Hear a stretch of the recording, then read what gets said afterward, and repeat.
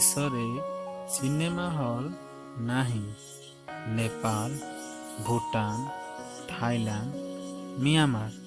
ଓ ଏହାର ସଠିକ୍ ଉତ୍ତର ହେଉଛି ଭୁଟାନ। ପରବର୍ତ୍ତୀ ପ୍ରଶ୍ନ,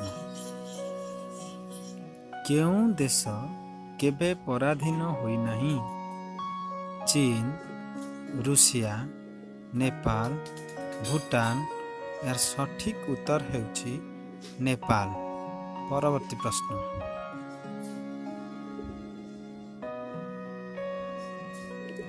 ଚଞ୍ଚଳ ବଢ଼ୁଥିବା ଉଦ୍ଭିଦ କିଏ? ବାଉଁଶ, ଭଣ୍ଡା, କଦଳୀ, ଘାସ।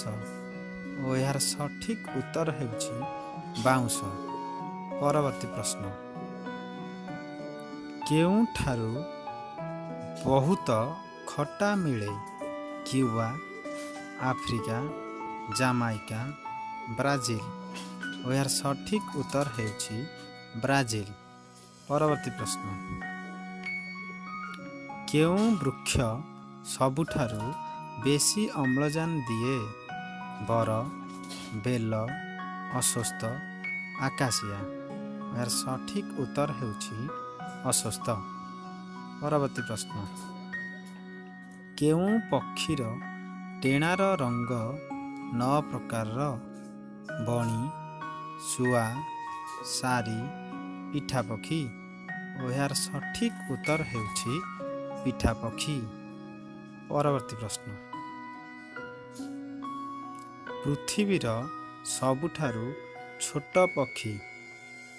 ହମିବା, ଘରଚଟିଆ, ବାରମାସୀ, ହଂସା।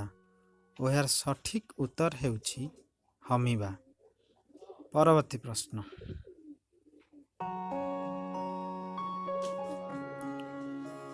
କିଏ ମା ପରି ସୁଖ ପ୍ରଦାନ କରେ?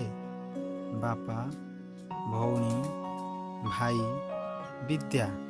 ଏହାର ସଠିକ୍ ଉତ୍ତର ହେଉଛି ବିଦ୍ୟା। ପରବର୍ତ୍ତୀ ପ୍ରଶ୍ନ, ପୃଥିବୀର ବୃହତ୍ତମ ଜାଦୁଘର କେଉଁଠି? ରୁଷିଆ, ଆମେରିକା, ଲଣ୍ଡନ, ଚୀନ। ଏହାର ସଠିକ୍ ଉତ୍ତର ହେଉଛି ଲଣ୍ଡନ। ପରବର୍ତ୍ତୀ ପ୍ରଶ୍ନ, ପୃଥିବୀର ବୃହତ୍ତମ ସିନେମା ଘର କେଉଁଠି? London, Moscow, Chicago, New York.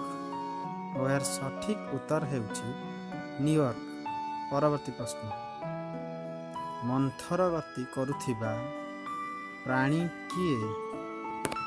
ଗେଣ୍ଡା, କଇଁଚ, ସାପ, ହାତୀ। ଏହାର ସଠିକ୍ ଉତ୍ତର ହେଉଛି ଗେଣ୍ଡା। ଆପଣମାନଙ୍କୁ ଯଦି ଏହି ଭିଡ଼ିଓ ଭଲ ଲାଗିଥାଏ ତାହେଲେ ବହୁ ମାତ୍ରାରେ ଲାଇକ୍, ସେୟାର, ସବସ୍କ୍ରାଇବ୍ କରନ୍ତୁ। ସବସ୍କ୍ରାଇବ୍ କରିବାକୁ ଭୁଲନ୍ତୁ ନାହିଁ।